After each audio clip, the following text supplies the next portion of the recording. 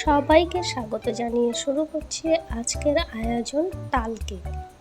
Cake বানানোর জন্য 1 cup ময়দা দিয়ে দিলাম, 1 কাপ গুঁড়ো দুধ বা পাউডার দুধ, 1 চামচ বেকিং পাউডার, 1/2 চামচের কম বেকিং সোডা। শুকনো উপকরণগুলো একসঙ্গে ভালোভাবে একটু চেলে নেব। অবশিষ্ট অংশটা বাদ দিয়ে দেব। একটা মিক্সিং জারের মধ্যে 1 কাপ গুঁড়ো চিনি, 1 কাপ সাদা তেল, সামান্য লবণ আর 1 কাপ টক দই নিয়ে নিলাম। এগুলো 1 মিনিট ব্লেন্ড করে নেব। শুকনো উপকরণগুলোর মধ্যে মিশ্রণটা দিয়ে দিচ্ছি, ধীরে ধীরে এটা মিশিয়ে নেব। এটার ঘনত্ব মোটামুটি এরকম হবে। এখন এটার মধ্যে তালের পাল্প বা শাঁসটা দিয়ে দেব। প্রয়োজন মতো ধীরে ধীরে দেব, একসঙ্গে পুরোটা দেব না।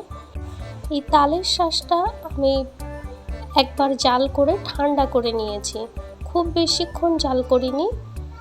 কেকের ব্যাটারের মধ্যে তালটা ধীরে ধীরে মিশিয়ে দেব। ব্যাটারের মধ্যে তালটা যাতে ভালোভাবে মিশে যায় তাই বেশ কিছুক্ষণ সময় নিয়ে ভালোভাবে মিশিয়ে নেব। এবার এর মধ্যে ভ্যানিলা এসেন্স দিয়ে দিচ্ছি কয়েক ফোঁটার মতো। এটাও আরও কিছুক্ষণ মিশিয়ে নেব।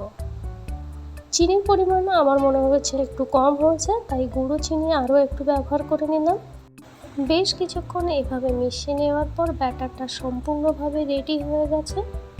এবার একটা ডিশের মধ্যে সাদা তেল ভালোভাবে লাগিয়ে নিচ্ছি। আগে থেকে ডিশের মাপে কাগজ কেটে রেখেছিলাম, সেই কাগজগুলো সাইড দিয়ে এভাবে লাগিয়ে দিচ্ছি। এখন ডিশের মধ্যে তৈরি করে রাখা ব্যাটারটা ধীরে ধীরে দিয়ে দিচ্ছি। এবার ডিশটা একটু কয়েকবার ঠুকে নেব, যাতে এর মধ্যে বাতাস থাকলে সেটা বেরিয়ে যায়। যে বুদবুদিগুলো উঠেছে সেগুলো চামচ দিয়ে ফাটিয়ে সেট করে দিচ্ছি। একটা কড়াইয়ের মধ্যে স্ট্যান্ড বসিয়ে বেশ কিছুক্ষণ হাই ফ্লেমে গরম করে নিয়েছি। 25 মিনিটের মতো লো ফ্লেমে এটা ঢেকে রাখবো। একবার খুলে দেখে নিয়ে আরও 10 মিনিট এইভাবে জাল হতে দেব। একটা স্টিক দিয়ে চেক করে নিয়েছি। কেকটা এখন সম্পূর্ণভাবে তৈরি হয়ে গেছে। আমার এটা 40 থেকে 45 মিনিট মতো লেগেছে। কেকটা ডিশ থেকে বার করে কাগজগুলো ছাড়িয়ে নিয়েছে।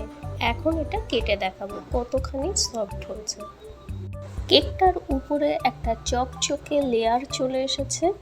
তাল প্রেমীদের জন্য এই কেকটা খুবই টেস্টি। এতক্ষণ ধৈর্য ধরে দেখার জন্য ধন্যবাদ সবাইকে। নতুন হলে অবশ্যই একটা সাবস্ক্রাইব করার অনুরোধ রইল। লাইক কমেন্ট করতে ভুলবেন না। ধন্যবাদ সবাইকে।